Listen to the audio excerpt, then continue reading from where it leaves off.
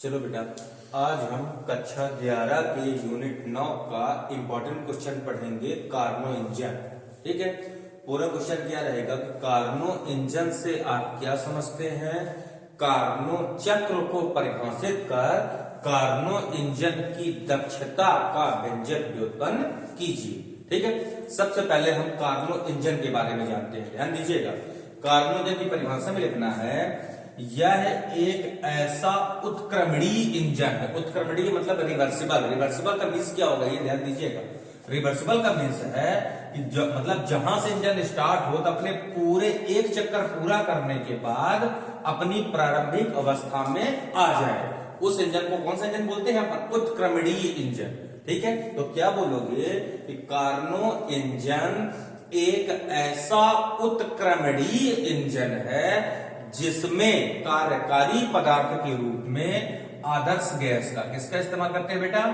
कार्यकारी पदार्थ के रूप में आदर्श गैस का उपयोग किया जाता है। अर्थात इस इंजन की दक्षता 100% होती है। इस इंजन को अपन क्या बोलते हैं? Carnot engine. परिभाषा क्लियर? परिभाषा में 3 वर्डों को ध्यान देना है। सबसे पहले ये ध्यान दीजिए कि कार्नो इंजन कैसा इंजन है। ऑब्जेक्टिव में पूछ चुका है कि कार्नो इंजन खालिस्तान इंजन है, तो खालिस्तान में क्या प्लेस करोगे बेटा? उत्क्रमणीय इंजन है। उत्क्रमणीय का मीन्स क्या है कि एक चक्कर पूरा करने के बाद अपनी पुनः उसी अवस्था में आ जाए, उस इंजन को कौन सा इंजन बोलते हैं अपन? उत्क्रमणीय इंजन।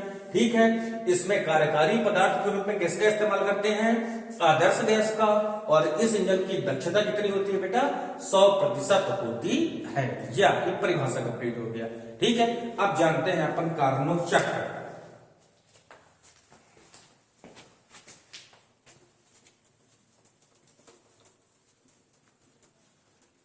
चलो बेटा, कार्नो चक्र के बारे में इसको एक्सप्लेन करेंगे अपन। कार्नो चक्र, हाँ, इसकी परिभाषा में बोलोगे तो जो हमारा कार्नो इंजन है, कार्नो इंजन हमारा उत्क्रमणीय इंजन था ना, तो कार्नो इंजन एक चक्र पूरा करने में, जैसे कार्नो इंजन का हमारा ऐसा चला, ये हमारा रिवर्सिबल इंजन उत्क्रमणीय इंजन है तो एक चक्कर पूरा करेगा, तो कार्नो इंजन एक चक्र पूरा करने में जिन जिन चरणों से, मतलब जिन जिन स्टेप से होकर गुजरता है, उन सारे चरणों को कार्नो चक्र कहते हैं। क्लियर? एक बार फिर से देखिए कि कार्नो इंजन के एक चक्र पूरा करने में जिन जिन चरणों से होकर गुजरता है या जिन जिन स्टेप से होकर गुजरता है, उन सारे चरणों को ही क्या बोलते हैं बेटा? कार्नो चक्र कहते हैं। जो निम्न है, कार्नो चक्र के कितने पार्ट है ध्यान दीजिएगा। कार्नो चक्र में मतलब है कि जो कार्नो इंजन कितने चरणों से होकर गुजरेगा? 4 चरण। नंबर 1 है आपका समतापी प्रसार, समतापी प्रसार। नंबर 2 है बेटा रुद्धोष में प्रसार, रुद्धोष में प्रसार। नंबर 3 है आपका समतापी संकुचन।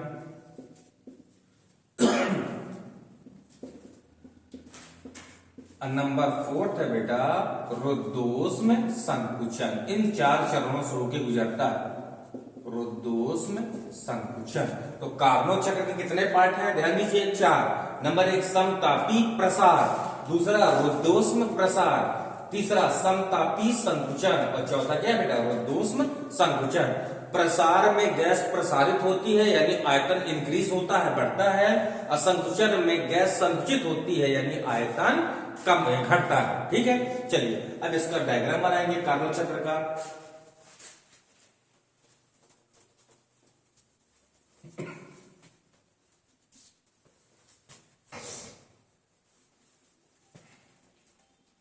चलिए अभी अभी हमने जाना बेटा कि कार्नो चक्र में जो उपयुक्त आदर्श गैस है यानी इंजन है, वो हमारा कितने चरणों से गुजरता है?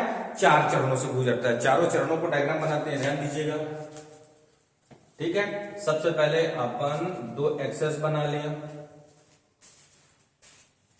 ये आपका हो गया बेटा मूल बिंदु O, ये हो गया एक्स अक्ष, ये हो गया वाई अक्ष। एक्स अक्ष में आपको इंडिकेट करना है दाब P को,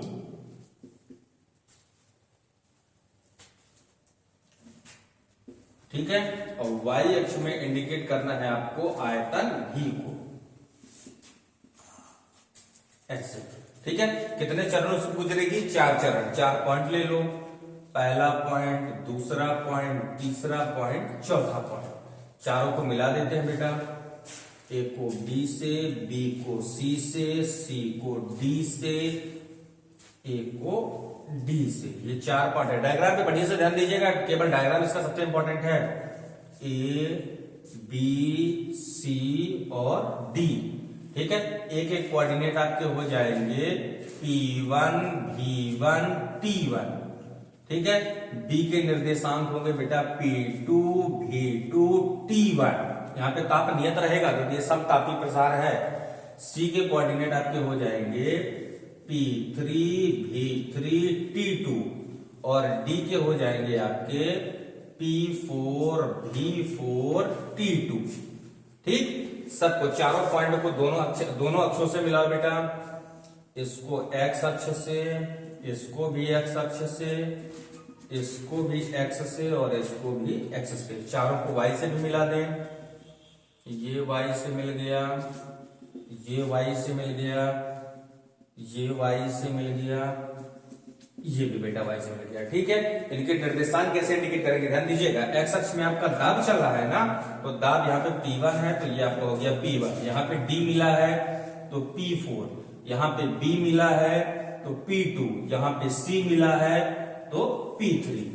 y अक्ष में आपके आयतन चल रहा है, यहाँ पे A यानी V1, यहाँ पे B यानी V2, यहाँ पे D यानी V4, C यानी V3। ठीक है, इन चारों चरणों के नाम क्या क्या है ध्यान दीजिए बेटा।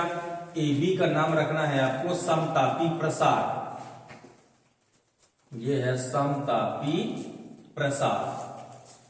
ठीक है, यानी आइसोथर्मल एक्सपेंशन। ये आपका है रुद्धोष्म प्रसार, रुद्धोष्म प्रसार। ठीक है, एडियाबैटिक एक्सपेंशन। सीडी है आपका समतापी संकुचन, समतापी संकुचन यानी आइसोथर्मल कंप्रेशन। और डीए है बेटा आपका रुद्धोष्म संकुचन, रुद्धोष्म संकुचन। ये हो गया आपका कार्नो चक्र का डायग्राम। ठीक है, तो क्या बोलोगे कार्नो चक्र में? ध्यान दीजिएगा, हमारी गैस ऐसे चली है ना, तो कार्नो चक्र क्या है? कार्नो इंजन के एक चक्र पूरा करने में जो इंजन है यानी कार्यकारी पदार्थ है, वो जिन जिन चरणों से होकर गुजरती है उन चरणों को, उस पूरे चक्र को क्या बोलते बेटा? कार्नो चक्र कहते हैं। अब आता है आपको कार्नो चक्र में गैस द्वारा किया गया कार्य। तो पहले नंबर 1 पे जानते हैं। तो नंबर 1 में देखो बेटा, हमारी गैस पहले ए से कहां गई है? बी। तो ए से बी जाने में, मतलब ए से बी वाले प्रोसेस का नाम क्या है आपका? समतापी प्रसार। तो लिखोगे नंबर 1 में समतापी प्रसार में गैस द्वारा किया गया कार्य। समतापी प्रसार, समतापी प्रसार का नाम क्या है? ध्यान दीजिए, एबी। समतापी प्रसार एबी में गैस द्वारा किया गया कार्य। W1 बराबर, आप लोगों ने 2 सूत्र पढ़ा है, समतापी प्रक्रम में गैस द्वारा किया गया कार्य और रुद्धोष्म प्रक्रम में गैस द्वारा किया गया कार्य। समतापी प्रक्रम में गैस द्वारा किए गए कार्य का फार्मूला क्या होता है बेटा? W बराबर, ध्यान दीजिए, RT log V2 अपान V1। पीछे आप लोग पढ़ चुके हो। रुद्धोष्म प्रक्रम में गैस द्वारा किया गया कार्य W बराबर क्या होता है? R बटे gamma minus 1 T1 minus T2। ठीक है, तो यहाँ पे देखो बेटा, AB का नाम क्या है? समतापी प्रसार। तो बोलोगे कि समतापी प्रसार AB में गैस द्वारा किया गया कार्य। अभी प्रसार है, ध्यान दीजिएगा, प्रसार में हमेशा गैस का आयतन क्या होता है? बढ़ता है। तो बोलोगे कि समतापी प्रसार AB में गैस का आयतन V1 से बढ़कर V2 हो जाता है। नाम प्रसार है, अब प्रसार में हमेशा आयतन बढ़ेगा, तो गैस का आयतन V1 से बढ़कर V2 हो जाता है। अतः किया गया कार्य W1 बराबर, सूत्र समतापी का ये है, ध्यान देना बेटा। W बराबर क्या होता है? RT, R आपका गैस निर्देशांक है, तो W1 बराबर में कितना आएगा? RT1, क्योंकि AB के बीच का टेम्परेचर कितना है? T1, तो RT1 हो गया। फिर log, ऊपर देखो बेटा फार्मूला क्या है, V2 अपान V1, यानी बढ़ा हुआ आयतन ऊपर घटा हुआ आयतन नीचे। तो यहाँ पे गैस का आयतन V1 से बढ़कर V2 हुआ है, यानी V2 बढ़ा हुआ है।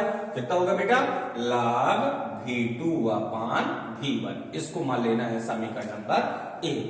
करेक्ट। यहाँ पे एक लाइन एक्स्ट्रा लिखना, ध्यान दीजिएगा। यह कार्य, क्या बोलोगे, यह कार्य गैस द्वारा अवशोषित ऊष्मा की मात्रा के बराबर होगा, यानी W1 किसके बराबर हो जाएगा, Q के। किसके बराबर होगा बेटा, Q के। यानी जितना ये कार्य है ये गैस द्वारा अवशोषित ऊष्मा की मात्रा के बराबर होगा, यानी जो आपका W1 है ये W1 किसके बराबर हो जाएगा, आपके Q के। करेक्ट। अब गैस हमारी कहां पहुंच गई, B पर। अब B से कहां आना है, C। तो B से C वाले रास्ते का नाम क्या है, ध्यान दीजिए, रुद्धोष्म प्रसार। तो दूसरा नंबर में लिखोगे रुद्धोष्म प्रसार, यहाँ पे समतापी प्रसार लिखे ना। अब यहाँ पे क्या लिखोगे, ध्यान देना, रुद्धोष्म प्रसार में गैस द्वारा किया गया कार्य। रुद्धोष्म प्रसार का नाम BC है, ध्यान दीजिए बेटा। तो रुद्धोष्म प्रसार BC में गैस द्वारा किया गया कार्य W2 बराबर। अब रुद्धोष्म प्रकरण में गैस द्वारा किए गए कार्य का फार्मूला क्या होता है, यहाँ पे ध्यान दो, R बटे गामा माइनस 1। यहाँ पे R क्या है, गैस नेतांक। अब गामा क्या है बेटा, बोलिए, गामा बोलते हैं रुद्धोष्म नेतांक। ठीक है, ये दोनों नेतांक है। ये आपका आ जाएगा R बटे गामा माइनस 1, फिर ब्रैकेट में T1 माइनस T2, यानी ज्यादा ताप T1 है, कम ताप T2 है। तो यहाँ पे ध्यान दीजिएगा, रुद्धोष्म प्रसार का नाम क्या है, BC। चूंकि प्रसार है, अब प्रसार में हमेशा आयतन बढ़ता है, तो आयतन V2 से बढ़कर V3 हुआ है। जब आयतन बढ़ता है तो ताप घटता है, कहां से, चार्ल्स के नियम से। ठीक है बेटा, जब आयतन बढ़ रहा है यानी प्रसार है, आयतन बढ़ रहा है तो ताप क्या होगा, घटेगा। और जब ताप घटेगा तो T1 से घटकर T2 होगा। तो ज्यादा ताप कौन है, T1, कम ताप कौन है, T2। कितना आ जाएगा बेटा इधर, T1 माइनस T2, समीकरण नंबर 2। ये दो प्रोसेस में आ गया। अब गैस हमारी C पे पहुंच गई। C से कहां आना है बेटा, D। तो C से D वाले का नाम क्या है, समतापी संकुचन। नंबर 3 में लिखेंगे समतापी संकुचन CD। समतापी संकुचन CD में गैस द्वारा किया गया कार्य W3 बराबर। सबसे पहला लाभ ये देखो बेटा, संकुचन है।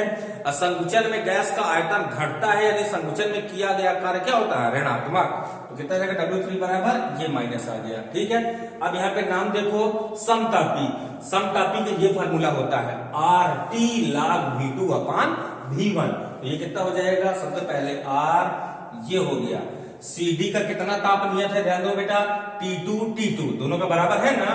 तो कितना आ जाएगा, T की जगह T2, फिर log ज्यादा बड़ा आयतन ऊपर, छोटा आयतन नीचे। तो यहाँ पे संकुचन है, संकुचन में आयतन घटकर होता है, ध्यान दीजिएगा। तो V3 से घटकर V4 हुआ है, तो ज्यादा बड़ा कौन है, V3, और V4 क्या है, कम। तो V3 को ऊपर रखेंगे, कितना आ जाएगा, log V3 अपान V4, समीकरण नंबर 3। करेक्ट है। अब हमारी गैस कहां पे आ गई बेटा, D पे। अब D से कहां जाना है, A पर, एक पूरा चक्कर पूरा करने में। तो D से A वाले प्रोसेस का नाम क्या है, रुद्धोष्म संकुचन।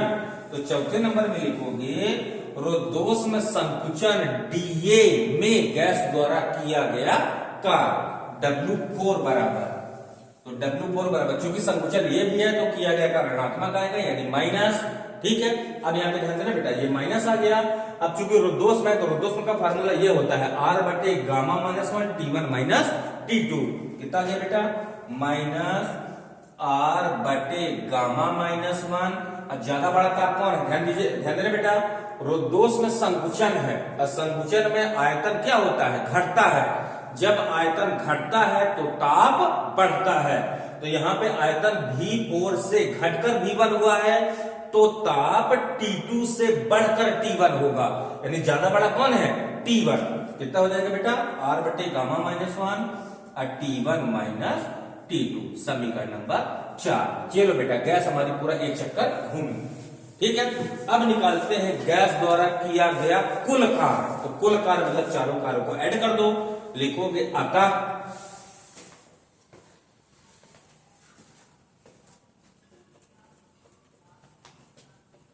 ठीक है, बड़ा क्वेश्चन बेटा, अच्छे से समझिएगा इसको। लिखेंगे अतः गैस द्वारा किया गया कुल कार्य W बराबर कितना होगा बेटा, W1 plus W2 plus W3 plus W4। ठीक है, ये 4 चरणों में गैस हमारी कार्य की है। समीकरण 1, 2, 3, 4 से इनके मान भरना है, W1, W2, W3, W4 के। तो यहाँ पे ध्यान देना बेटा, पहले W1 का कितना मान है, RT1 log V2 अपन V1, W2 का ये मान है, W3 का ये मान है, W4 का ये मान है। तो W3 W4 ऋणात्मक है, तो ये दोनों आपके माइनस के हो जाएंगे। ठीक है, यहाँ पे ध्यान दीजिएगा थोड़ा सा, भाई डायग्राम की जरूरत है इसलिए मिटाना नहीं बेटा उसको।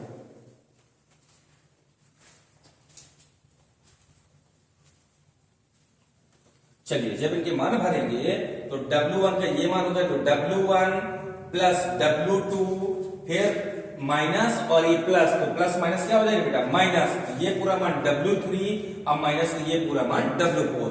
अब यहाँ पे ध्यान दीजिएगा, W2 और W4 दोनों के परिमाण आपस में क्या है, बराबर। कैसे, देखो बेटा, W2 का कितना मान है, R बटे gamma minus 1 T1 minus T2। इसका भी मान कितना है, R बटे gamma minus 1 T1 minus T2। ये प्लस का है, ये माइनस का है, तो दोनों कैंसिल हो जाएंगे। बचेगा कितना, W बराबर W1 प्लस W1 और W3। तो W1 का कितना मान बेटा, यहाँ पे ध्यान दो, W बराबर W1 का मान है आपका RT1 log V2 अपान V1।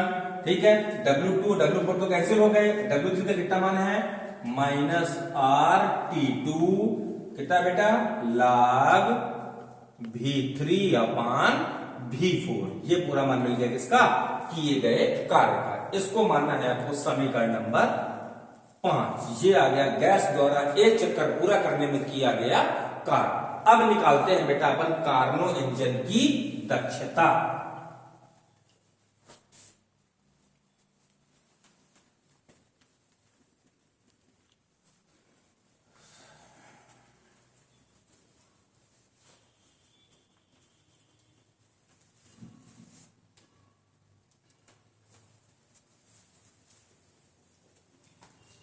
ठीक है बेटा, चलिए अब निकालना है आपको कार्नो इंजन की दक्षता, यानी इफिशियंसी ऑफ कार्नोट इंजन। पहले इसकी परिभाषा जानते हैं, कार्नोट की दक्षता होती क्या है। ठीक है, तो क्या बोलोगे, इंजन द्वारा, किसके द्वारा, क्योंकि आपको कार्नो इंजन की निकालना है, इंजन द्वारा एक चक्कर पूरा करने में किए गए लाभकारी कार्य। ठीक है, इंजन द्वारा एक चक्कर पूरा करने में किए गए लाभकारी कार्य और अवशोषित ऊष्मा की मात्रा के अनुपात को कार्नो इंजन की दक्षता कहते हैं। ठीक, इसे कैसे दर्शाते हैं, इसे ईटा से, कैसे बेटा, इसे ईटा से प्रदर्शित करते हैं। दक्षता को ईटा से इंडिकेट करते हैं। तो ईटा बराबर कितना आ जाएगा, ध्यान दीजिएगा, इंजन द्वारा एक चक्कर पूरा करने में किया गया लाभकारी कार्य कितना है, W। तो ईटा बराबर कितना हो जाएगा, W बटे Q। ठीक, समीकरण 5 से W का मान भरिए। तो ईटा बराबर W का मान देखो बेटा कितना है, RT1 log V2 अपान V1 minus RT2 log V3 अपान V4। अब पूरे के बटे Q, Q क्या है बेटा, ध्यान देना, Q है अवशोषित ऊष्मा की मात्रा। जहां पे हमने W1 निकाला है, W यानी किया गया लाभकारी कार्य पहले नंबर पे, जहां पे W1 निकाले हैं वहां पे मैंने बताया था ये जो W1 यानी पहला कार्य है, ये गैस द्वारा अवशोषित ऊष्मा की मात्रा के क्या है, बराबर है। जहां पे W1 समीकरण 1 निकाले वहां पे ध्यान दीजिएगा वो Q के बराबर था, तो Q की जगह उसका मान भर देना। तो Q कितना मान था बेटा, RT1 log V2 अपान V1। ठीक है, जब इसको अलग अलग करोगे, यानी इतने बटे इतना माइनस इतने बटे इतना, जब इतने बटे इतना करोगे तो पूरा कैंसिल हो जाएगा, यानी ईटा बराबर कितना आ जाएगा, 1 पूरे बटे करने पर, माइनस जब इतने बटे इतना करोगे तो R से R कैंसिल, यानी कितना बचेगा बेटा, T2 log V3 अपान V4। अब पूरे के बटे कितना बचेगा, T1 log V2 अपान V1। इसको मान लेना है आपको समीकरण नंबर 6। ठीक, यहां तक किसी को डाउट? अब आपको रुद्धोष्म नियम लगाना है, बस थोड़ा सा और है बेटा।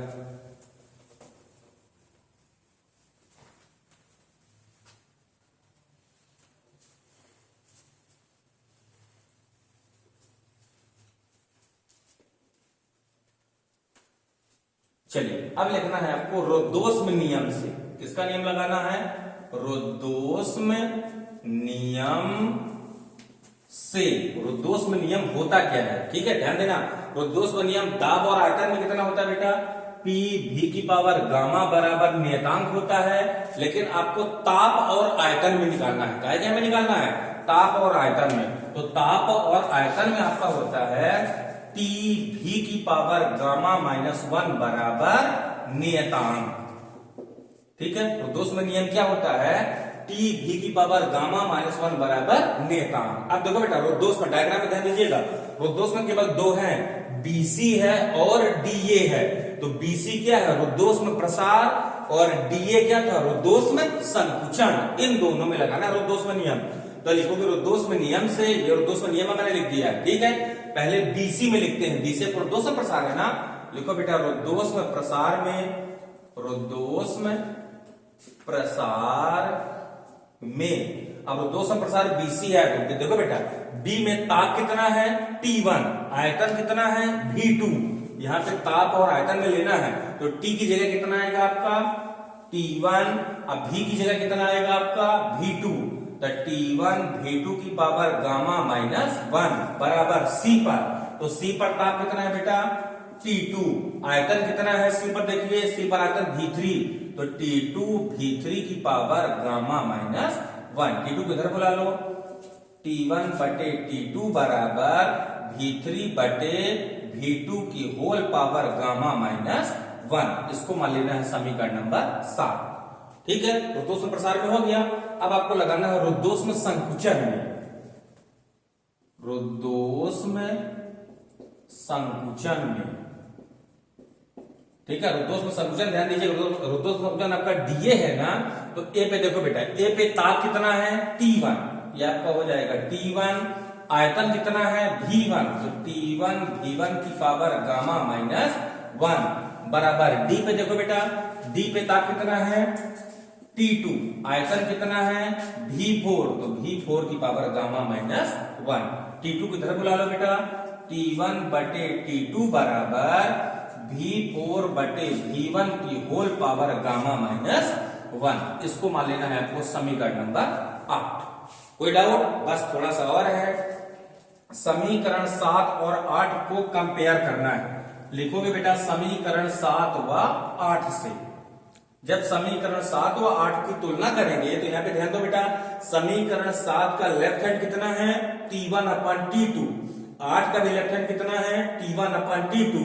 तो दोनों के लेफ्ट हैंड साइड बराबर है ना, तो राइट हैंड साइड में क्या होंगे? बराबर। जब इनको बराबर करोगे तो कितना आ जाएगा आपका? देखो V3 बटे V2 की होल पावर गामा -1 बराबर, ये कितना लिखा है बेटा? V4 बटे V1 की होल पावर गामा -1। तो पावर से पावर क्या हो गया? कैंसिल। V4 को इधर बुला लो, तो V3 बटे V4 बराबर V2 अपान V1 आ जाएगा बेटा। अब इसका मान मतलब V3 अपान V4 का मान आपको समीकरण 6 में रखना है। कहां रखना बेटा? समीकरण 6 में। ध्यान दीजिएगा, लिखेंगे समीकरण 6 से। क्या लिखना है? समीकरण 6 से। समीकरण 6 आपका ये लिखा हुआ, ध्यान देना। कितना लिखा समीकरण 6 बेटा?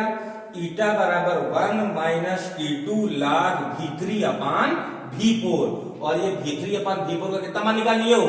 V2 अपान V1। इस मान को यहाँ पे प्लेस करना है।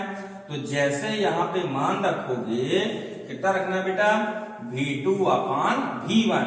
तो log V2 अपान V1 से log V2 अपान V1 क्या हो गया? कैंसिल। बचा कितना? ईटा बराबर बचा 1 - T2 अपान T1। ये आपका आ गया बेटा कार्नो इंजन की दक्षता का सूत्र, जहां पे ईटा क्या है? कार्नो इंजन की दक्षता, T1 है आपका स्रोत का ताप और T2 आपका सिंक का ताप। ठीक, यानी इस इंजन की दक्षता कितनी होती है? 100%। कार्नो इंजन में कार्यकारी पदार्थ के रूप में इस्तेमाल किसका करते हैं? आदर्श गैस का। यह एक उत्क्रमणीय इंजन है जो भी व्यवहार में संभव नहीं है। ऐसे करना, करेक्ट, ठीक है।